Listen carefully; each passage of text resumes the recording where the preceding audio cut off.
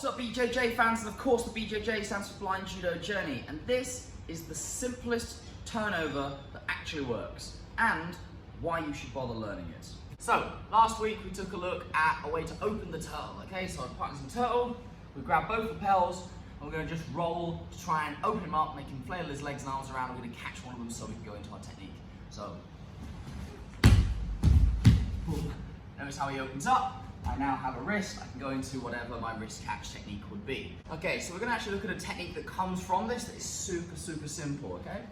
So, both hands on the lapels.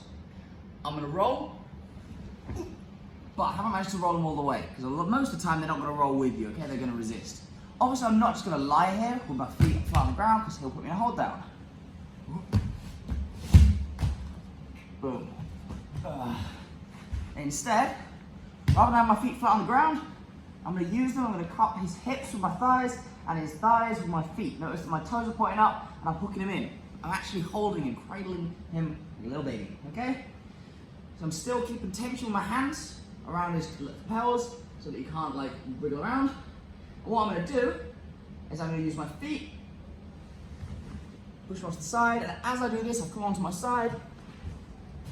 I'm going to walk around, put him in a hold down. I'm still keeping my hands nice and tense, okay? They're not loose, he's not able to move his shoulders around. They're nice and tense. My shoulders in the back of his head.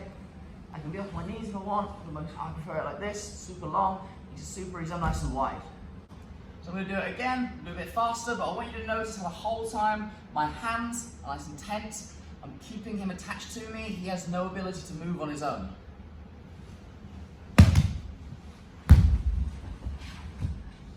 Okay, it's all about me controlling his hips, and controlling his shoulders, and keeping my hips attached to him. A little bit of the more nuanced points to this.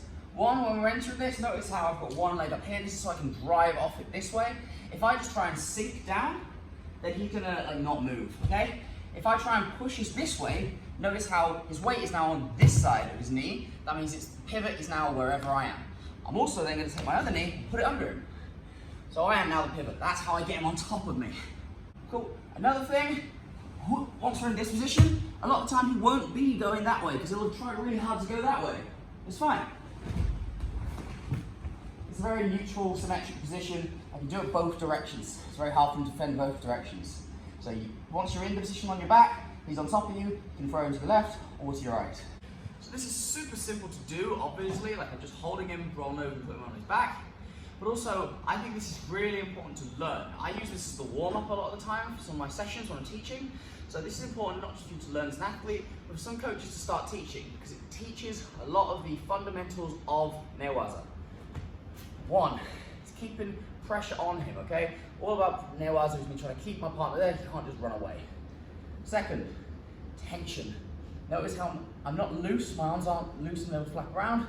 I'm able to pull my elbows to my hips so that he is where I want him to be, he's attached to me. Core principle in Nuance is that we're always tense, we're always putting our partner where we want them to be, so we're in control. Third, so movement and how I keep him attached to me. Notice when I do this, I pull my elbow into me so that he moves with me. He doesn't stay where he is, he moves with me when I roll. Fourth, using my feet like hands. If they're here, I'm not controlling him. If they're here, now I'm controlling him. Fifth, I'm controlling his hips and his shoulders, the two most flexible and powerful parts of him, okay? I've got my hands controlling his shoulders, I've got my feet controlling his hips, and my knees controlling his hips so that I can just hold him here forever. He's not getting anywhere.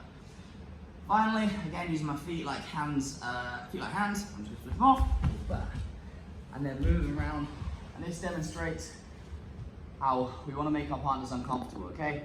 I want to make this as difficult as possible for him. I'm not being nice and loose and easy. I'm keeping up. I'm pulling my elbows still to my hips, trying to pull them down. This isn't comfortable. I'm keeping his head. If I can get his chin to his chest, it means he has no ability to generate power with his torso. He can't use his arms. The gi's rubbing into him. It's just not nice, is it? No, definitely not. Thanks for watching. This was a simple turnover everyone should know. More importantly, why you should be learning it, why you should be teaching it in your dojos as well. Super simple, super effective. If you want to follow my blind judo journey into international visually impaired judo, please make sure to like, comment, share, and subscribe. Sorry, Maddie.